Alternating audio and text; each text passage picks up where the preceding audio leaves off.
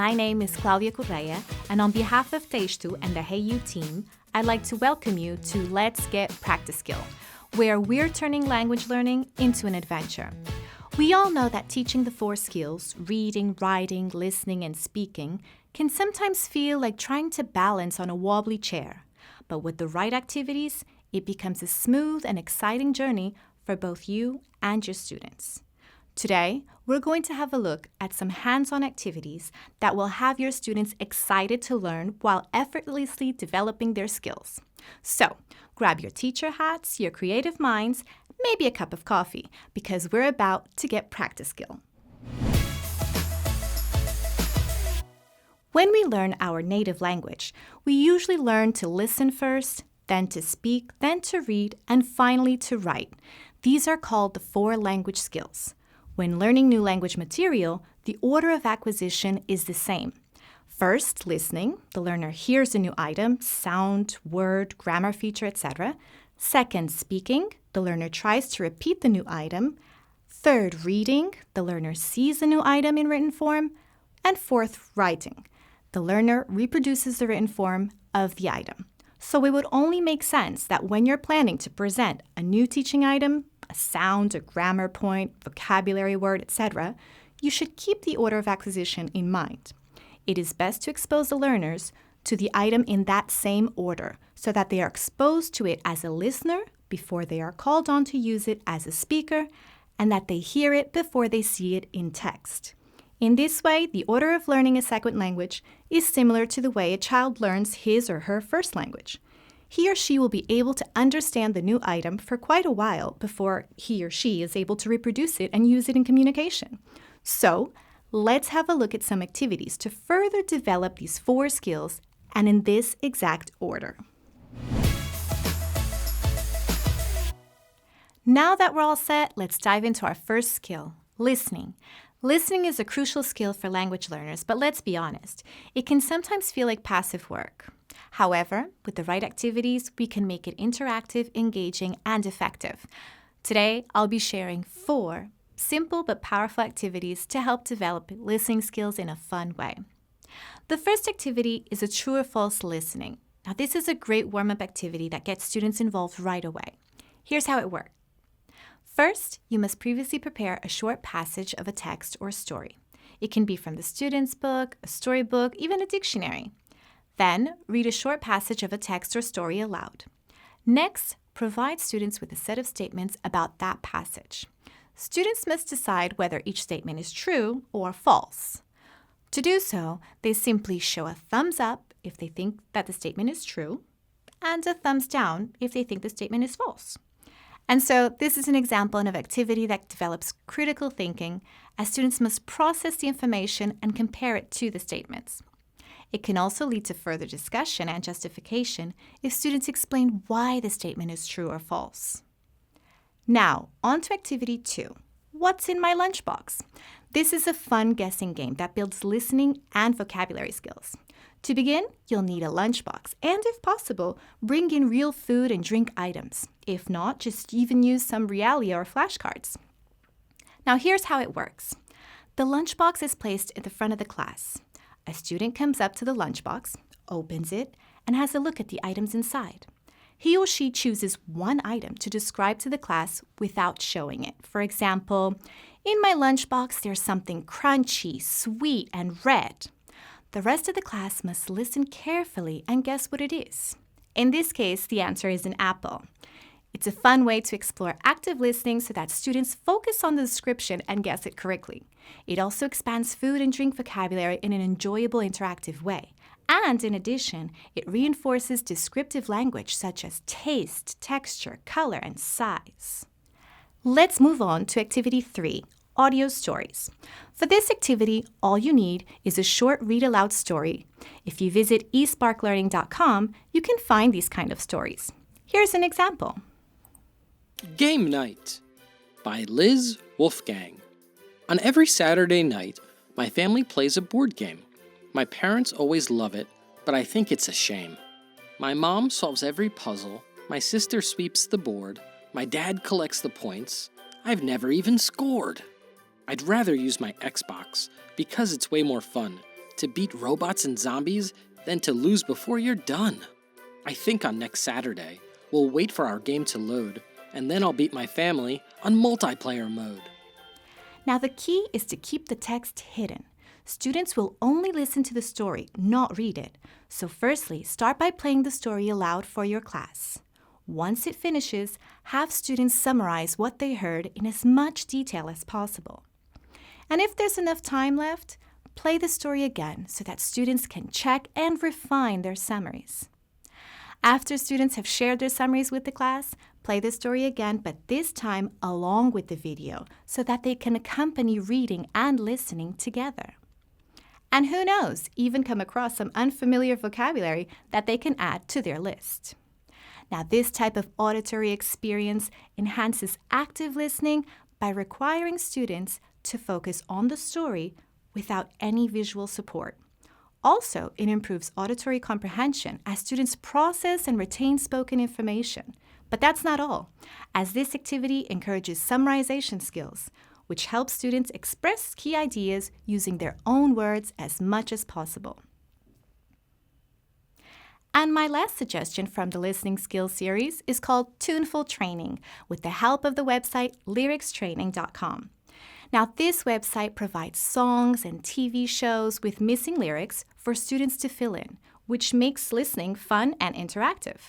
Here's how. First, visit the website and log in. Then, choose a song at an appropriate level. Next, play the song and students listen carefully to fill in the missing words. Let's briefly look at an example. It might seem crazy what I'm about to say. Sunshine, she's here, you can take a break. I'm a hot air balloon that could go to space. With the air, like I don't care, baby, by the way. Because I'm happy. Clap along if you feel like a room without a roof. Because I'm happy. Clap along if you feel like happiness is the truth. Because I'm happy. Clap along if you know what happiness is to you. Because I'm happy. Clap along if you feel like that's what you want to do. Here come bad news, talking this and that. You can have students carry out this fun game individually, in pairs, or in small groups. The entire class will want to take part as it's quite a challenge. But that's not all. This activity builds listening accuracy and exposes students to natural speech patterns. Students will enhance their ability to listen for detail by filling in missing words. And it's a great way to add some energy to your lesson. With the help of these 4 activities, developing your listening skills will become more active and appealing to students. Now, let's move on to our next skill. Now that we've tuned into our listening skills, let's shift gears and get students talking. Developing speaking skills can be sometimes a challenge, especially for learners who feel shy or hesitant. So let's have a look at some activities to help students build confidence and fluency. Here are 4 interactive speaking activities that will get your students talking. Let's start with activity 1, role play scenarios. Now, this is a classic activity that works well for students of all levels. Start by putting your students into pairs. Then, give them real-life situations to act out, such as checking in at a hotel, booking a table at a restaurant, or asking for directions. In pairs, students build a dialogue and model the conversation by acting out one scenario together. Give students 3 to 5 minutes to prepare, and when they're ready, students perform the role play for the whole class. Ready, set, action. For shy students, I recommend allowing them to read from a script if needed until they're ready to read on their own. This will help them build their self-esteem towards English language learning. Once all students have performed, offer feedback on pronunciation, vocabulary, and fluency, along with some praise on their exquisite acting skills. Like any role play, this type of activity develops real-life communication skills by practicing functional language. It also enhances fluency and confidence in speaking. And now activity 2, picture description challenge. For this challenge, explain how the game works first by giving an example. Choose a picture from the student's book and describe it out loud. Once you've finished, ask students to find the picture in their books and to tell you the number of the page. Now that they understand how the game works, start by dividing your students into small groups. Next, one person from each group takes turns describing a picture from their student's book. Meanwhile, other students listen carefully and try to find what page that picture is on. The goal is for a student to find the page first, before any of the other elements in the group. To make it more interactive, students can ask questions to get more clues before making their guess. So, it's yet another simple activity that requires minimal preparation. At the same time, it helps to improve oral communication by requiring clear and structured descriptions. And it also develops descriptive language such as colors, shapes, people, places, actions, you name it. Moving on to our third activity, the secret word. For this activity, students are required to describe a word for other students to guess. Similar to the previous activity, there's no preparation needed. All you need is a student's book. Now here's how it works. A student chooses a word from the unit they're working on. They describe the word without saying it, using hints like what it's used for, what category it belongs to, or even through synonyms. Meanwhile, other students listen carefully and try to guess the secret word. Ideally, you can turn this into a fun game by awarding points for correct guesses and make it more competitive. Or another variation of this activity is that you choose the word for the student to describe. You can prepare some words beforehand, place them in a bag, and have students pick one out to describe to the rest of the class. This can be a great activity to revise vocabulary just before an assessment. In addition, this activity not only reinforces unit vocabulary, as it encourages active use of new words in speech, but it also encourages paraphrasing, as students rephrase and give synonyms when others don't understand. Let's have a look at our last speaking activity, the shuffled story. With this activity, you'll get a better understanding of how your students' storytelling skills are. First, divide your class into small groups. Then, display several pictures on the screen that tell a story, but in a mixed-up order. Ask students to work together in their groups to arrange the pictures in the correct sequence and create a logical story. In addition to that, encourage them to describe each scene in full sentences and connect ideas smoothly. You can have some discourse markers on the board to help them. For instance, because, but, secondly, after that. Throughout the activity, guide them with hints or questions to expand their storytelling. Once they've finished, have students share their creative stories aloud and see just how similar or different they are from their classmates. This activity is a true winner if you want to enhance students' narrative skills because they practice structuring a story with a beginning, middle, and end. Moreover, it develops fluency and creativity as it encourages spontaneous storytelling and imaginative thinking. So as you can see, we've explored fun, interactive ways to get students speaking confidently, from structured role plays to creative storytelling. Now, let's shift our focus to another skill. Now that we've worked on speaking, let's move on to reading, a skill that helps students build vocabulary, recognize sentence structures, and develop comprehension strategies. Just like with listening and speaking, we want to make reading interactive and enjoyable. I'll now share 4 activities that turn reading into an engaging experience. The first activity is called Stop and Go. For this activity, you'll need paddles available in your Hey You box. Alternatively, you can also use a green colored flashcard or a red one. Show your students the green side of the paddle. This means they can begin reading. After a few seconds, show the red side of the paddle along with a noisemaker, such as a bell or a horn, to signal students to stop reading. The noisemaker is an important part of the activity. For example, a bell,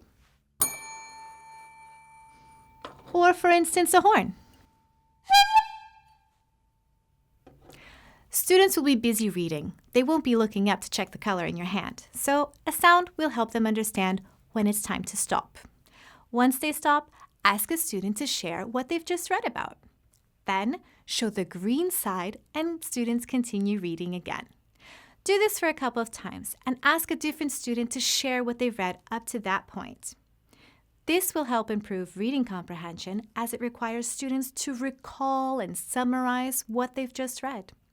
It also develops focus and attention as it keeps students engaged by introducing unpredictability.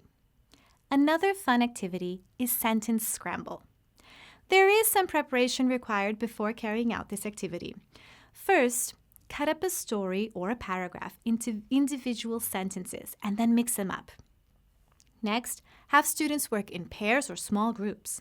Together, they must arrange the sentences in a correct order. You can even set a timer to make it more competitive. And once they've finished, have a student read it aloud to check if the order is correct, or simply project the right order on the board for students to check their work on their own. It may seem like a simple activity, but it's a great way to enhance logical sequencing because it encourages students to recognize narrative structure and logical progression. And in addition to that, it strengthens cohesion awareness. Students are able to identify how sentences connect using linking words, pronouns, and context clues.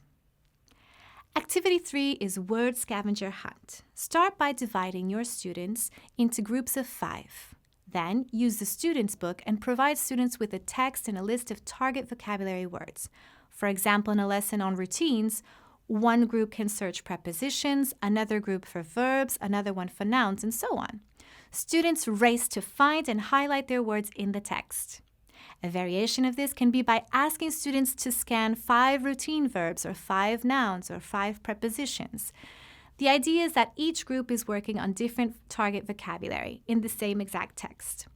It helps them practice quickly locating specific information in a text, and therefore they're developing their scanning skills. And it's also a different way to encourage categorization skills, as it helps students identify and classify different word types such as verbs, nouns, and prepositions. And the last reading activity is menu matchup, an enjoyable activity if you're working on a unit of food items. Firstly, prepare some sentence cards beforehand. Now, these cards should have sentences that say something like, Tina likes sweet desserts, or they don't like crunchy food. These are just 2 examples. You'll need to make multiple copies of these sentence cards, depending on the number of groups you have. Or, if you are able to create many sentence cards, each group will have different ones to work with. So next, divide your students into groups of 3 and give them the sentence cards. Again, depending on how many cards you have, you can assign about 5 cards to each group. After this, give students a menu with different food and drink items, such as this one here. Students read the sentence card in front of them and match it to the correct items on the menu. For example, let's say their card says, Tina likes sweet desserts. Students can match this card to cookies, ice cream, etc. Or if they have the card, they don't like crunchy food, students can match it to chicken nuggets, French fries, for instance. Now, this activity helps to improve inference skills as students learn to deduce meaning and make logical connections with the cards and the menu. It also encourages critical thinking as they match the descriptions to menu items, which requires analyzing word meanings. These reading activities help students engage with text in an interactive way, making reading more dynamic and purposeful. And now that we have worked on recognizing and organizing information, let's move on to develop students' ability to express their own ideas through writing. Writing is an important skill, but many students find it challenging. The good news is that we can make it fun and more approachable with creative and interactive tasks. Let's look at some simple ways to help students build confidence and improve their writing step by step. The first activity is called Out of Order. The approach to this activity is similar to the one in the reading activity, the sentence scramble one. However, instead of students ordering a paragraph or text with different sentences, their challenge for this activity is to order a sentence correctly. There is some preparation required beforehand. You'll need to write a few sentences on a sheet of paper. Next, cut out each word and scramble them. Place each cut-up sentence in an envelope or attach with a paper clip. This will avoid the words getting mixed up. Next, divide your students into pairs or groups of 3. Give them a sentence that is out of order, and together they must rearrange the words to form the correct sentence. Or, alternatively, if you want to add a bit more competitive play, call 2 students to the front of the class, place the bell between them. Next, provide each student with the same sentence but out of order. When you say go, students race to order the sentence correctly. The first one to finish rings the bell and reads his or her sentence out loud. If it's correct, they get a point. This out-of-order activity helps develop sentence structure awareness as students recognize correct word order in sentences. And in addition, it boosts confidence in sentence construction by allowing learners to practice forming accurate sentences independently. Activity number 2 is matchy-matchy. There are endless possibilities when it comes to this game through different types of matching. But first, you'll have to decide on the theme of the game. For example, if students will be matching antonyms or synonyms or pronouns, for instance. In this activity, we'll be matching opposite words, so antonyms. Start by cutting a sheet of paper into 10 different pieces. In 5 of the pieces, write down the original words, and in the remaining 5 pieces, their opposites. Once all your words are ready, ask your students to match each word to its opposite meaning. Have them do this in groups of 3 or 4. After this vocabulary has been explored, carry out the writing task. Student A chooses 5 words from the previous activity and writes a short story. After, student B rewrites the same text, but using the opposite of those 5 words. Another variation to explore the antonyms is to give your students a gap-filling worksheet for them to complete with adjectives and adverbs. Here's an example. Just make sure you have practiced the target words needed to complete the story beforehand. Students can then read their silly story aloud and compare the words they used. An activity such as this one enhances sentence variation by encouraging students to use different word choices in writing. It also develops creative writing skills as they attempt to modify a text while maintaining coherence. And now, on to activity number 3, wall of mistakes. While this might seem like a simple correction action, it actually generates awareness to students' own writing work. Start by providing sentences with intentional errors. Now, this can be done by using mistakes found in their own notebooks or tests, or generated automatically online, for instance. Next, post them around the classroom as if it were an error exhibition. In groups of 3, students walk around the room with a pencil and their notebook. They should look at the wall of mistakes and take note of the mistake they see. Be sure to assign a number or letter to each writing piece so that then students can organize their error correction task. If you'd like to make this a bit more competitive, set a timer and have students work quickly to identify the mistakes. The first team to finish wins. By doing so, students will have the opportunity to enhance their proofreading skills as it encourages them to identify and correct common writing mistakes. And as they are not working alone, it will also promote discussion and justification of their errors, encouraging a healthy atmosphere of positive peer correction. And our last writing suggestion is comic strip writing. In this activity, students are asked to write a text, for instance, about their typical day. However, they'll do so through a comic strip. You can find a blank comic strip template, for example, on Canva. Now, this is particularly helpful for beginner learners because drawing first helps them think about what to write, reducing the writer's block. So in this activity, simply ask students to draw and write about their typical day in 4 to 6 panels. For instance, panel 1, I wake up at 7 o'clock. Then panel 2, I have breakfast at 7:30. As students enjoy drawing and adding visual elements to their writing, it makes this activity more fun and more personal. It also promotes students' ability to organize thoughts visually and verbally in a comic strip format. And it also develops students' skills in sequencing events using time-related vocabulary such as at 7 o'clock, at 7:30. So With these writing activities, students will develop confidence and creativity in expressing their own ideas. And that wraps up our practi-skill session. Thank you for joining and exploring these fun, interactive ways to build listening, speaking, reading, and writing skills. I hope these activities bring energy and engagement to your classrooms, making learning both effective and enjoyable for your students.